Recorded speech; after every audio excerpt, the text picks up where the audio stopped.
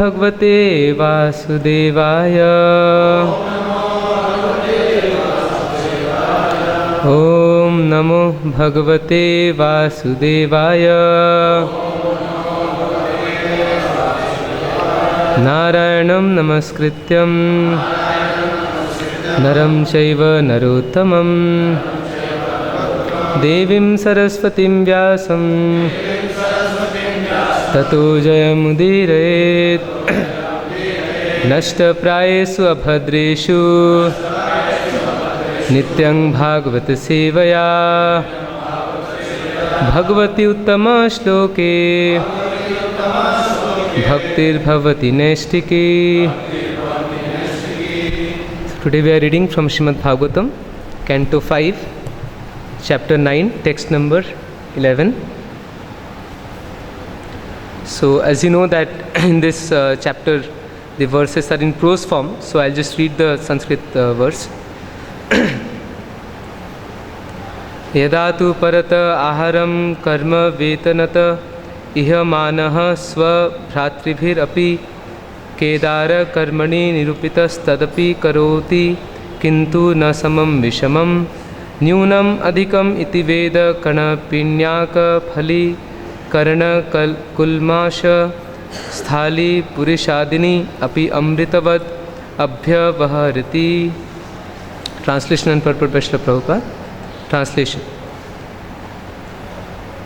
Okay, word by word. Yada, when, tu, but, paratah, from others, aharam, food, karma vetanatah, in exchange for wages from working, ihamanaha, looking for, swabhratribhyapi, even by his own step brothers, kedar karmani, in working in the field and adjusting the agricultural work,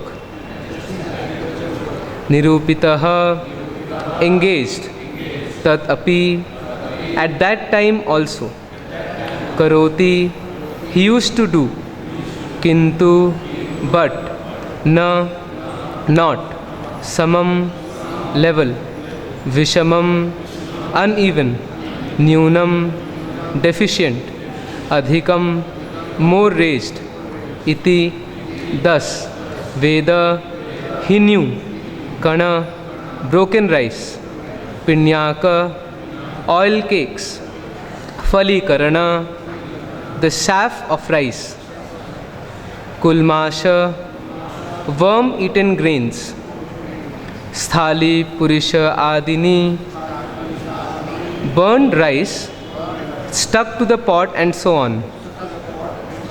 Api, even, amritavat, like nectar, abhyavaharati, used to eat. Translation. Jadabharat used to work only for food. His stepbrothers took advantage of this and engaged him in agricultural field work in exchange for some food. But actually, he did not know how to work very well in the field. He did not know where to spread dirt or where to make the ground level or uneven. His brothers used to give him broken rice, oil cakes, the chaff of rice, worm-eaten grains, and burned grains that had stuck to the pot. But he gladly accepted all this as if it were nectar. He did not hold any grudges and ate all this very gladly. Purport. The platform of Paramahansa described in Bhagavad Gita 2.15. Sama dukha sukham dhiram so amritatvaya kalpate. When one is callous to all duality, the happiness and distress of this material world, one is fit for amritatva, eternal life. Bharat Maharaj was determined to finish his business in this material world, and he did not at all care for the world of duality. He was complete in Krishna consciousness and was oblivious to good and evil, happiness and distress. As stated in Chaitanya Charitamrita, Antya-lila 4.176, দ্বৈতে ভদ্রা ভদ্র জ্ঞান সব মনোধর্ম এই ভালো এই মন্দ সব ভ্রম. In the material world, conceptions of good and bad are all mental speculations. Therefore, saying this is good and this is bad is all a mistake. One has to understand that in the material world of duality, to think that this is good or that this is bad is simply a mental concoction. However, one should not imitate this consciousness. One should actually be situated on the spiritual platform of neutrality. Om Ajnana-timirandhasya Jnananjana-shalakaya Chakshurmilitam Yena Tasmai Shri Gurave Namaha. Shri Chaitanya Manobhishtam Sthapitam Yena Bhutale Swayam Rupa Kada Mahyam Dadati Swapadantikam. Vandeham Shri Guru Shri Yuta Padakamalam Shri Gurun Vaishnavamsha Shri Rupam Sagrajatam Sahagana Raghunathanvitam Tam Sajivam Sadvaitam Savadhutam Parijana Sahitam Krishna Chaitanya Devam Shri Radha Krishna Padan Sahagana Lalita Shri Vishakhanvitamsha.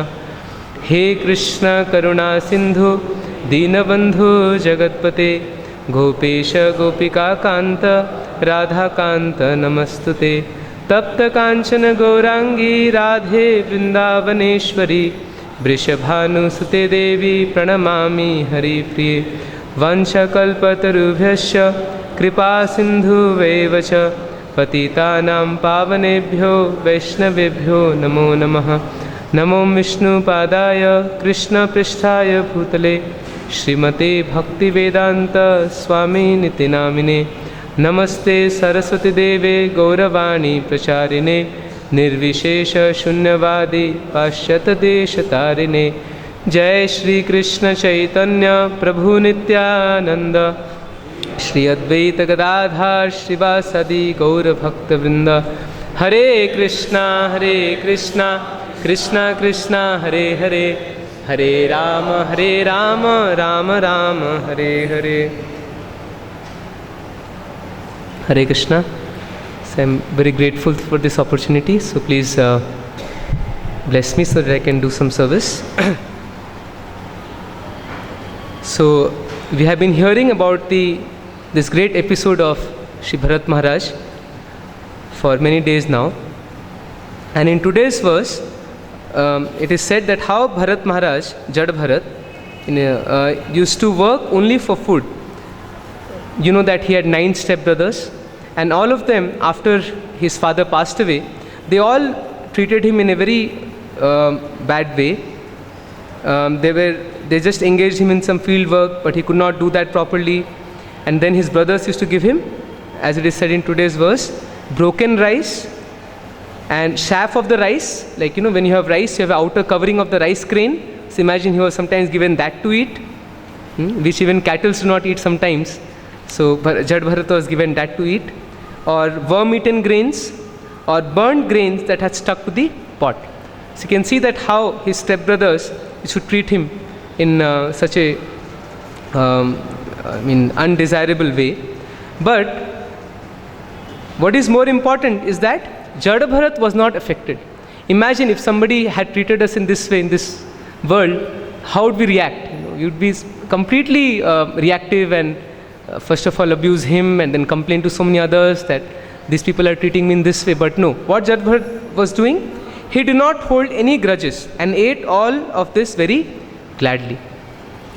And Prabhupada explains in the purport that why he could do that. Prabhupada says in the last line of the purport that we should not imitate this. Right? And we cannot, even if we try, we cannot for long. Maybe hardly for a day or two we can imitate, but not for long. And Srila Prabhupada says we should not try to imitate, because this is a very, very exalted position, and one can do it only when Prabhupada says one should actually be situated on the spiritual platform of neutrality. So it's a very, very high platform of neutrality, which is mentioned in Bhagavad Gita in 2.15, Sama Dukha Sukham Dhiram, that one is callous to all duality, all kinds of happiness and distress in this material world, and then he can attain, he is fit for eternal life. And also there's a quotation from Chaitanya Charitamrita which says that in this material world, actually there is nothing good or bad. Right? Dvaita, Bhadra, Abhadra. Bhadra means good and Abhadra means bad. Sakali Saman, that means everything is equal. You know the famous example Srila Prabhupada gives of wet stool and dry stool.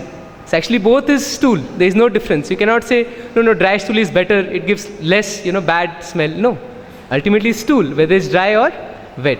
So similarly in this material world, everything is actually of no use, and that only a Paramahansa can realize, and therefore it doesn't distinguish what is good and what is bad. Right? So this is a very, very exalted stage, and we can hear about it, and gradually maybe someday we can also come to this stage in which we are seeing Maharaj, Jada Bharat, who was Maharaj Bharat earlier. So we have been hearing of this pastime for many days, and when I was reading it, what I came across, that there are two main aspects of this pastime, what we can learn from it, or the way we can look at it. So one is explains to us the process of fall down, actually how fall down can happen. Right? We heard few days back from His Grace Gopal Prabhu, Srila Prabhupada disciple, who brought a, if you remember, a small bag, written a bag, Maya, bag of tricks of Maya. So he was saying Maya has many tricks by which she can capture us. So one is, it very, very graphically it comes out from this whole episode that even though Maharaj Bharat, he had renounced everything, which is so difficult to renounce. He had renounced the entire kingdom. He was the unchallenged emperor of the entire world. He had such opulence we can't even imagine, and beautiful wife, family, palaces, and he left everything. It is mentioned in Srimad Bhagavatam that he left everything as if one leaves stool in the morning. Right? When you evacuate stool, we don't feel sorry about it that, oh, I have discarded such a valuable treasure. No, just you flush it. So Bharat Maharaj, he left everything as though it was as useless as, insignificant.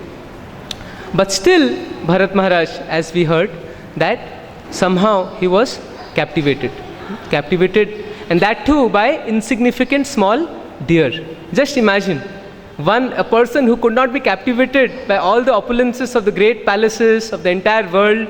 It's not, it's a very, very high position. Imagine you are the emperor of the entire world. So one who could not be attached to such great position, to all the opulences, riches, women, followers, money, the same person somehow he got attached to insignificant deer. So this is one of very, very striking points that comes out of this entire pastime, that how even a small thing Maya can trick us. So that's a very, very important aspect from this pastime. And Srila Prabhupada in many purports he says that what we should do to avoid this. Srila Prabhupada in the last chapter, in one of the purports, 5.8.8, Srila Prabhupada says, from this we can understand how we have to be very cautious in executing our spiritual duties by observing the rules and regulations and regularly chanting the Hare Krishna Mahamantra. If we neglect doing this, we will eventually fall down. We must rise early in the morning, bathe, attend Mangala Arati, worship the deities, chant the Hare Krishna mantra, study the Vedic literatures, and follow all the rules prescribed by the acharyas and the spiritual master. If we deviate from this process, we may fall down, even though we may be very greatly advanced. So this is the point, that even though one may be very greatly advanced, what to speak of us, we are just beginners. Even somebody on the platform of Bhava Bhakti, it's not a very low platform, it's in the 8th platform, just before Prema Bhakti comes Bhava Bhakti. And Maharaj Bharat was on the platform of Bhava Bhakti, very, very advanced. But Srila Prabhupada says, if we deviate from the process, we may fall down, even though we may be very highly advanced. As stated in Bhagavad Gita 18.5, Yagya Dana Tapa Karma Nyatyajam Karyam Eva Tat Yagyo Danam Tapaschaiva Pavanani Manishinam. Acts of sacrifice, charity and penance are not to be given up but should be performed. Indeed, sacrifice, charity and penance purify even the great soul. Even if one is in the renounced order, he should never give up the regulative principles. He should worship the deity and give his time and life to the service of Krishna. He he should also continue following the rules and regulations of austerity and penance. These things cannot be given up. One should not think oneself very advanced simply because one has accepted the sannyas order. The activities of Bharat Maharaj should be carefully studied for one's spiritual advancement. Srila Prabhupada says that we must carefully study the activities of Bharat Maharaj. And we should not think oneself very advanced and must follow the rules and regulations very, very rigidly. So as I said, there is one aspect that we can learn, and we have been hearing from many days about it. Another thing that we can see is that we can fall down at any moment. There is no stage at which, unless we attain to the stage of Prema Bhakti, we cannot say that we cannot fall down. So in one letter, Srila Prabhupada says, in the material world, there is constant fight between Maya and the living entity. Maya is so strong, and we can fall a victim at her hand at any moment. Right? So this is very important. At any moment, we can fall a victim at Maya's hands. So what is the hope? Srila Prabhupada continues in the letter. The only means of protecting us from the attack of Maya is to be fully Krishna conscious. So the only way, Shri Shri Gaur Nitai, Krishna Balram, Radha Shyam Sundar ki jai, Srila Prabhupada ki jai.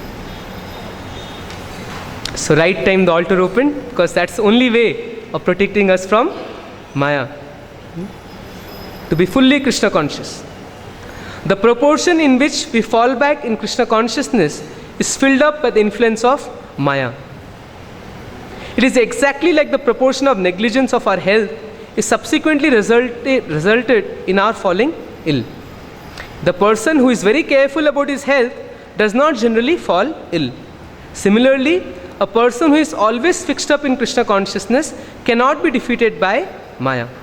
So then Prabhupada says that he gives a nice example, that just like we see in this world, some people have a very healthy body. Right? Of course, they may be having good karma, but if you see externally, they're also careful about their health, right? They take food at proper times, they sleep at proper time, they lead a very, very regulated life, and therefore, they don't fall sick so often. So Prabhupada gives the same example. So similarly, we must also be very careful about our spiritual life. If we are regulated in our process of hearing, chanting, associating with devotees, then we can at least prevent the chance of falling down. However, Srila Prabhupada says, sometimes in spite of our full Krishna consciousness, we fall a victim to Maya. Very interesting, right? Sometimes in spite of our full Krishna consciousness, we fall a victim to Maya. Just like Maharaj Bharat, he didn't plan for a fall down.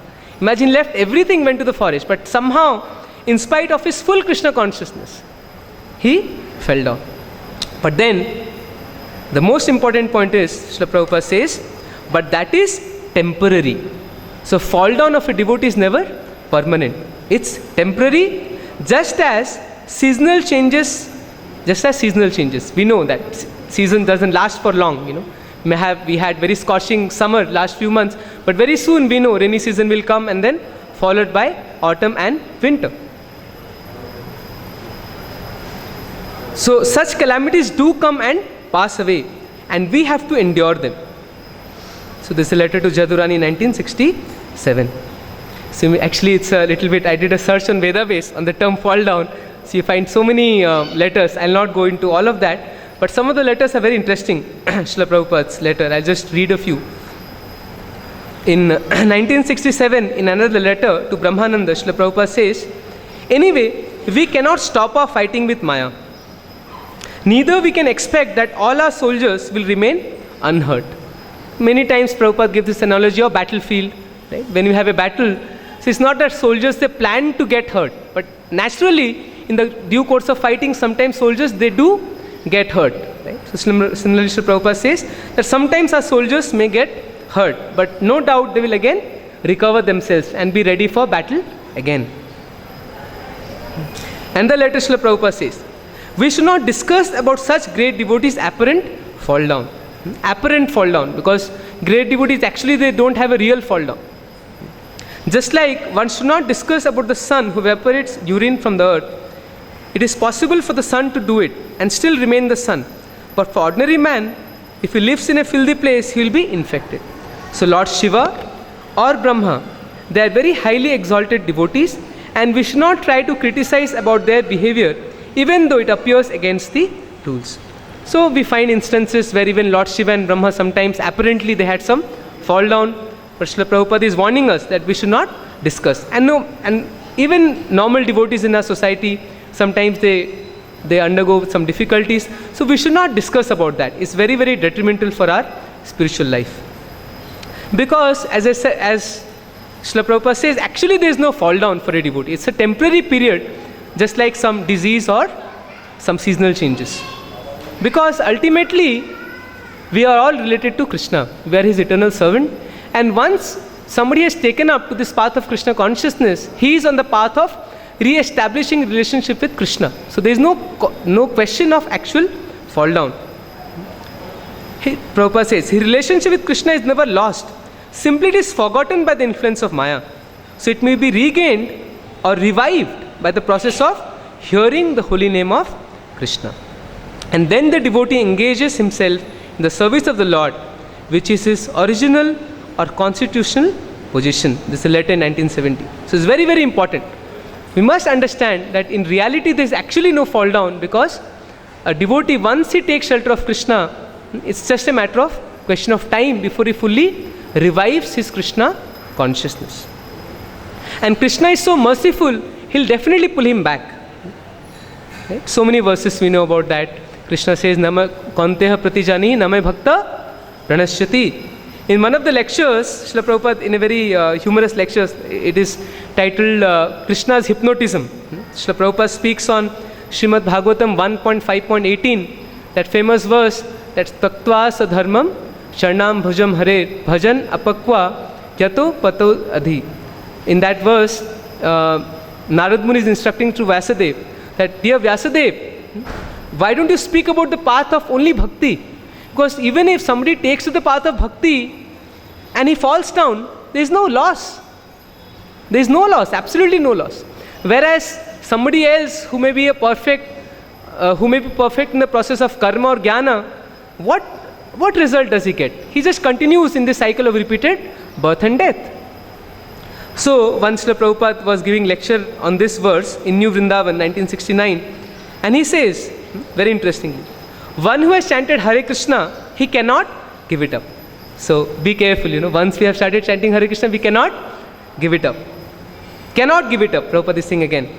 He has to come again, this life or next life. Krishna will not leave him. Right? Who will not leave us? Krishna will not leave him. One surrenders sincerely, Krishna, I am yours. Krishna will never leave him. He will protect you. But if he had become little stronger, then there is no question of falling down. It is so nice that one becomes hypnotized. Otherwise, why the boys are working so hard? They are qualified, they can earn money outside. In your country, sufficient money is paid for work, but they are hypnotized here, and all the devotees start laughing. So Prabhupada is saying, actually devotees are hypnotized by Krishna. Right? So Krishna is so nice, he is all attractive. He hypnotizes his devotee. Then Prabhupada gives the example of Pandavas. So Pandavas, although they underwent so many difficulties, beyond our comprehension, what the Pandavas went through, even before the battlefield of Mahabharata, during Mahabharata, even after battlefield of Mahabharata, when the 5 sons of Draupadi were killed mercilessly by Aswathama. So we can't imagine, it's beyond our comprehension. Actually, a conditioned soul cannot tolerate the level of suffering that the Pandavas went through. But still Prabhupada is saying the Pandavas never ever did they complain to Krishna, oh why Krishna, why did you give us so many difficulties? So that is Krishna's hypnotism. That once somebody is hooked on to Krishna, he cannot give it up. Right? There are many beautiful verses in Srimad Bhagavatam that somebody, once he relishes the nectar of the lotus feet of Krishna, he cannot give it up. Right? So similarly, as I said, there are so many letters and purports and lectures on this topic.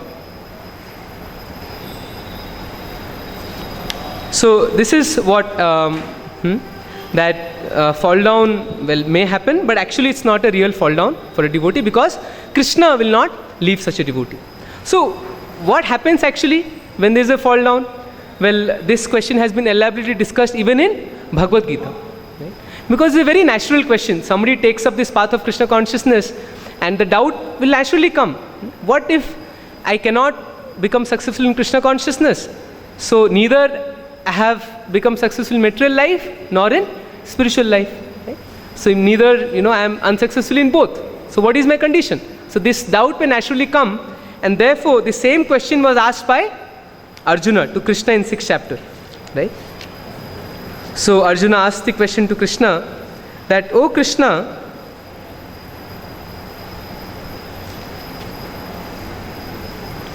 what is the destination of the man of faith who does not persevere, who in the beginning takes to the process of self-realization, but who later desists due to worldly mindedness and does not attain perfection in mysticism?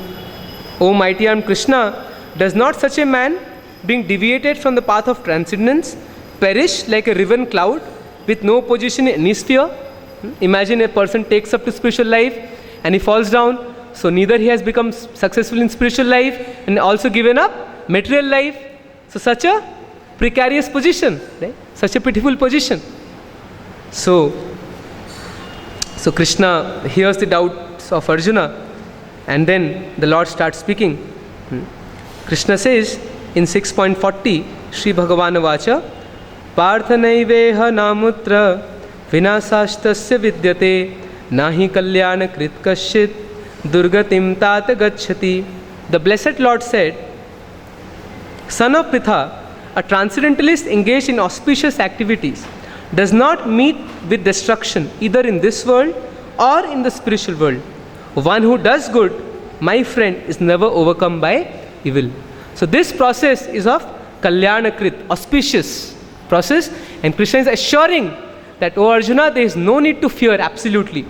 There is nothing inauspicious in this path of Krishna consciousness." And then Prabhupada quotes the same verse I was talking about, 1.5.17, "Tyaktva sadharmam charanam bhujam harer bhajan apakva atha pate tato yadi yatra kova bhadram abhudamushya kim kovartha apto bhajatam swadharmatah." If someone gives up all material prospects and takes complete shelter of the Supreme Personality of Godhead, there is no loss or degradation in any way. On the other hand, a non-devotee may fully engage in his occupational duties and yet not gain anything. So please, we should never become discouraged. "Oh, I left my normal spiritual material life, my career, and now I'm not able to advance in Krishna consciousness." No, actually it's of no value. Even if somebody in the material world, he becomes very, very successful, what is the use? He simply has to continue in this process of birth and death. But a devotee, even if he practices for some time and he falls down, there is no loss in this process. And in text 41, Krishna says, "Prapya punya kritam lokan ushitva sashvati samaha suchinam shrimatam gehe yoga bhrashto bhijayate." The unsuccessful yogi, after many, many years of enjoyment on the planets of the pious living entities, is born into a family of righteous people or into a family of rich aristocracy. So this is what happens. If a yogi falls down, or if a practitioner on the path of spiritual life falls down, then what happens? In the next life, actually for many, many years, he gets a chance to enjoy in the heavenly planets. So don't worry, if you think that I have not enjoyed in material life, plenty of chances there to enjoy in the heavenly planets. Right? And then after that, he is given a chance to take birth in the family of righteous people or into a family of rich aristocracy. Suchinam Shrimatam Gehi. So actually this is for somebody who is not very advanced. Prabhupada, very interestingly, Prabhupada says in this purport, he explains, you can please read this if you want. Prabhupada explains that Suchinam Shrimatam Gehe is for those who are not very advanced and they fall down. Right? So for them, they get a chance to enjoy for many years in the heavenly planets, and then they get a chance to take birth in a very rich family or in a very righteous family, pious family. But the danger is that there are so many rich people in this world, but how many of them practice Krishna consciousness? Right? The danger is that after he takes birth in a rich family or aristocratic family, generally the tendency is to become proud and just start enjoying. So therefore, he may not again practice Krishna consciousness. So therefore, in the next verse, Krishna says, 42, or he takes his birth in a family of transcendentalists, who are great, surely great in wisdom. Verily, such a birth is rare in the world. So this is the situation for somebody who is actually very advanced, he is very fortunate. If he falls down, the next life he takes birth in the family of a great devotee. And then he gets chance of practicing Krishna consciousness. And Prabhupada, he quotes two examples in this purport. What are they? One is his spiritual master, Srila Bhakti Siddhanta Saraswati Thakur, who was born as a son to Bhaktivinoda Thakur. From the very childhood he was practicing Krishna consciousness. And secondly, he gives his own example. He says, very nicely Prabhupada says, our humble self had the opportunity to take birth in such families. Because we know that Srila Prabhupada, he was also born in a great Vaishnava family, son of his father's name, Gaur Mohan De. He was a great devotee of Radha and Krishna. As we know that when Srila Prabhupada was a small child, any sadhu used to come to his house, his father used to say that please bless so that my child may become a great devotee of Srimati Radharani. And then Prabhupada called for Mridanga teacher to teach Prabhupada Mridanga. And his father always wanted that Srila Prabhupada would become a great devotee and preach Krishna consciousness. Right? So this is what happens. So we can see from Bhagavad Gita, and what can be more authentic than Bhagavad Gita. So we should remove all such doubts from our mind that there is absolutely no danger in this path, there is no loss in this path. This is a path of all auspiciousness and all gain, you can say. If you are selfish, you want gain, well, be assured that this path is a path of only gain. There is no loss in this path. So two things may happen. If we are not very advanced, then we have some desires to enjoy in this material world. So after this life, we'll be given chance to enjoy in the heavenly planets. Then we'll again come back, take birth in the family, in a rich family or a pious family. But there's always a risk whether we may practice Krishna consciousness. We will. It may take many lifetimes. But we may also be fortunate. We may be born in a family of great devotees, and then we can start practicing Krishna consciousness. But of course, yes. And then Krishna says, next verse, then what happens? On taking such a birth, he again revives the divine consciousness of his previous life. And he tries to make further progress in order to achieve complete success. And in this purport of Bhagavad Gita, Srila Prabhupada gives the example of Bharat Maharaj. He says, the example of Bharat Maharaj, that just like King Bharat is a very good example of this, that how he was practicing Krishna consciousness, somehow he fell down, then he was again given chance to take birth in a very advanced Brahmana family. And from childhood he was trained. So this is text number 43. And the last verse in this section, 44, Krishna says, by virtue of the divine consciousness of his previous life, Purvabhyasena Teneva, he automatically becomes attracted to the yogic principles even without seeking them. Such an inquisitive transcendentalist, striving for yoga, stands always above the ritualistic principle of the scriptures. So this is the key. What happens? Whatever we practice in the previous life, even though we may take another life, but our past memory is revived by the mercy of Krishna. Right? And Krishna says here, even without seeking them, we are attracted to spiritual life. Right? So this is a very, very systematic answer Krishna has given to dispel all our doubts about what will happen if I am not successful in Krishna consciousness. And you may think, well, it is taking many lives, but one or two lives or a few lives is nothing compared to the great duration that we have spent in this material world. Imagine, we have been here for billions and trillions of lives. From time immemorial, we have been there in this material world. So what if it takes a few lifetimes? It's not a big span of time. But of course, the best is, as Srila Prabhupada says, we must try and finish our lifetime business in this very lifetime. We should not wait for the lives. But this assurance is given to us by Srimad Bhagavatam, by Bhagavad Gita, that we need not worry. Right? So actually Srimad Bhagavatam is a scripture of great hope. It's filled with optimism. Like sometimes people speak of optimism. They say that devotees, why you are so pessimistic. But actually Srimad Bhagavatam is one of the greatest examples of optimism. So many examples we find. We have the example of Ajamil, who practiced Krishna consciousness in his childhood, and somehow he was trapped by Maya. But later he was given another chance. You all know the story of Ajamil. Isn't that story hope-giving? That even after such a great fall down, Ajamil, he was given another chance to perfect his life, and then he went to Haridwar, and ultimately he went back to Godhead. What more assurance we want? Such a faith-giving instruction from Srimad Bhagavatam, the story of Ajamil. Similarly, we have another story of Gajendra. Right? That Gajendra the elephant, when he was attacked by crocodile, he went on fighting for thousands of years. Ultimately what happened? He suddenly remembered the prayers of his last life when he was King Indradyumna, and recited those prayers. And what happened? Krishna immediately came and cut the head of crocodile and saved us. Saved Gajendra. Saved Gajendra. So this is such a hope-giving pastime, isn't it? That he was a great king, he was practicing Krishna consciousness, somehow again he fell down, and next life he was born as an elephant. But Krishna arranged in such a way that he was ultimately liberated and brought back to Krishna. So Krishna will take care of that. We don't have to worry. We have to continue practicing, and even though by accident something happens, Krishna will take care. Right? And actually in those purports, in that Gajendra Moksha section, Srila Prabhupada compares. He says that actually this fight which was going on between Gajendra and the crocodile, we are also having similar fight. Right? We are fighting against Maya. In one of the purports, Srimad Bhagavatam 8.2.30, Srila Prabhupada says. Right? So he compares that just like Gajendra was fighting the crocodile, we are all fighting against Maya. And Gajendra, why he became weak? Because he was in water. Elephant, for an elephant, he is a terrestrial animal. Right? He is not aquatic, but crocodile is an aquatic. So crocodile became stronger in water and elephant became weaker.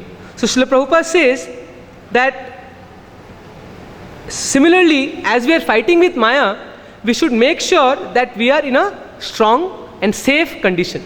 Right? We should not be in water, then we cannot fight Maya. So Srila Prabhupada says, one should take shelter of the lotus feet of Krishna, as we shall see Gajendra do. Right? So, and he should take up the position which is natural, which is normal for him. Right? So in that, actually in this purport, Srila Prabhupada says that if someone wants to become Grihastha, he can become a Grihastha. There is no need to give up the fight. See, Chaitanya Mahaprabhu therefore recommended, Sthane sthita shrutikatam tanuman manobhi. We must continue fighting. Right? So this is a very, very instructive, as I said, the section of Gajendra. Very, very hope-giving pastime. Although the king of elephants, Gajendra, was put in danger, this was a chance for him to remember his previous devotional activities, so that he could immediately be rescued by the Supreme Personality of Godhead. Right? Even if there is some fall down, practice of Krishna consciousness never goes in vain. And Srila Prabhupada again gives the example of Ajamil. Right? So as I said, that Srimad Bhagavatam is a great hope-giving scripture for us, filled with such pastimes like the pastime of Ajamil, Gajendra, and Bharat Maharaj. We are just reading now that in this path of spiritual life there is only auspiciousness. There is no question of any inauspiciousness. Right? So a lot can be said on this. So as I said, Krishna will always protect, but who is more merciful than Krishna? His devotees. Right? Like we find in the pastime of Chaitanya Mahaprabhu that Kala Krishna Das, you must be knowing that he was the servant of Mahaprabhu when he was going to South India. Right? And somehow he was stabbed by the Bhattaharis. And Mahaprabhu, he pulled him by his shikha and brought him back. Right? As Prabhupada says, Krishna will not leave his devotee. So Mahaprabhu, that's why we all have shikhas, right? Krishna and his devotees, they can pull us back. So Mahaprabhu pulled Kala Krishna Das by holding his shikha and brought him back. Then he continued with his whole South India yatra. He came back to Puri. But as soon as he came back to Puri, he handed over Kala Krishna Das to Nityananda Prabhu, because actually he was associate of Nityananda. So he told, my dear Nityananda, you please take care of Kala Krishna. He gave me enough headache. Now I will not have anything to do with him. But then Nityananda Prabhu is so merciful, right? As that Krishna is merciful, Krishna is more merciful in the form of Lord Chaitanya. But who is more merciful than Lord Chaitanya? Lord Nityananda. So Lord Nityananda immediately, he sent Kala Krishna Das to Bengal, to Sachi Mata. And Kala Krishna Das narrated all the pastimes that Mahaprabhu did during his South India Yatra to all the devotees of Bengal. Imagine what a nice service Kala Krishna Das got by the mercy of Lord Nityananda. And who is more merciful than Lord Nityananda? his devotees, Srila Prabhupada. Even they are even more merciful than Lord Nityananda. There is a small example in the life of Srila Bhakti Siddhanta Saraswati Thakur. I don't remember the pastime in detail, but actually there was some temple opening in South India. Many devotees had gathered. It was a big celebration. Srila Bhakti Siddhanta Thakur came. I think it is Madras or somewhere, I'm not very sure. So, and Srila Bhakti Siddhanta, he was very happy to see all the devotees, but suddenly he noticed that one of the brahmacharis was missing in the temple, and he became very sad. He stopped all preparations. He said to all the leaders of the temple, I want immediately that, where is that devotee? You must bring him back. And the devotee said, well, he had a fall down. He just left the temple. He's in Maya. Srila Bhakti Siddhanta was very furious. He said, it takes gallons of blood to make one devotee, and how can we lose a devotee? Right? So he said, I'm not going to open the temple unless you bring that devotee back. And then all the devotees, imagine, they were running here and there in the entire city, where to find that devotee. Then somebody remembered that this brahmachari, before he joined the ashram, he knew how to repair watches. So they speculated that maybe he is in some watch repairing shop. Then immediately searched for all the shops where they repair watches, and they found him in actually one of the shops. And as soon as he saw devotees, he was in tears. So I was just waiting for you to come. And the devotees immediately, they brought him back, that please come back. Srila Bhakti Siddhanta Thakur is looking for you. And then he immediately came back and fell down at the lotus feet of Srila Bhakti Siddhanta, and he accepted him. So nice pastime. I mean, I think it must be there in Bhakti, that in Srila Bhakti Siddhanta biography, that whole pastime. I just heard it in a lecture. So such a nice, we can see that how, as I said, Krishna is merciful, Mahaprabhu is more merciful, Nityananda is more merciful, his devotees are even more merciful. Just see the mercy of Srila Bhakti Siddhanta Saraswati Thakur. He was ready to stop all the preparations, temple opening, just for one simple brahmachari who left the temple. He wanted him to come back. And of course, our Srila Prabhupada, so many instances it has happened that he was so happy when devotees, they came back to the movement. So I'll just read with one letter. I'll end this with one letter that Srila Prabhupada says that actually one devotee, he had left the movement and he came back. So Srila Prabhupada says, please accept my blessings. I was so glad to receive your letter dated so and so, and my gladness knew no bounds, exactly like when one gets back his lost child. You have written to say that you think of me often, and now it is confirmed that you cannot do without thinking of me, because I was always thinking of you. Sometimes I silently cried and prayed to Krishna that how I have lost this child. So Prabhupada is saying that sometimes he cried that how I lost my child. But I am sure that you cannot be lost because you chanted very sincerely in Vrindavan. Anyone who once sincerely chanted the holy name of Krishna cannot be separated from the Krishna consciousness atmosphere. Actually, this letter was to Srila Kirtanananda Swami in 1968. Maybe for some time he had left. Srila Prabhupada was very happy when he returned back. So, all we have to do is to clasp the lotus feet of Srila Prabhupada and the devotees, and then, first of all, if you practice seriously the process given by Srila Prabhupada, there is no question of fall down. But even if there is some fall down by chance, then they will pull us back. They will not allow us to leave this process of Krishna consciousness. And time is up, but otherwise I thought of also discussing the pastime of Bilva Mangal Thakur. He is another striking example of how a devotee, he fall down from the process of, like in his previous life, he attained to the process of Bhava Bhakti. But somehow he could not complete the process. So next life, he was born in a family of Brahmana, just like Suchinam Shrimatam Gehe. And his name was Silhana Mishra. But in his next life, somehow he could not practice from the beginning. He was attracted by Maya. You all know the story. That how, ultimately, what was the turning point in his life? Chintamani, meeting the prostitute. And the words of Chintamani actually revived his memory of the past life. And he thought, what am I doing? My mission of life is to attain Krishna. And immediately left everything and went to Vrindavan. It's a very, very dramatic story of Bilva Mangal Thakur. Again, it's a very interesting example. It shows that how this process of Krishna consciousness cannot end, right? So Bilva Mangal Thakur, he became such a great devotee, and he wrote the famous book, Krishna Kandamrit. And that book was even relished by Sri Chaitanya Mahaprabhu himself in his last days in Puri. So he's another striking example of Bilva Mangal Thakur.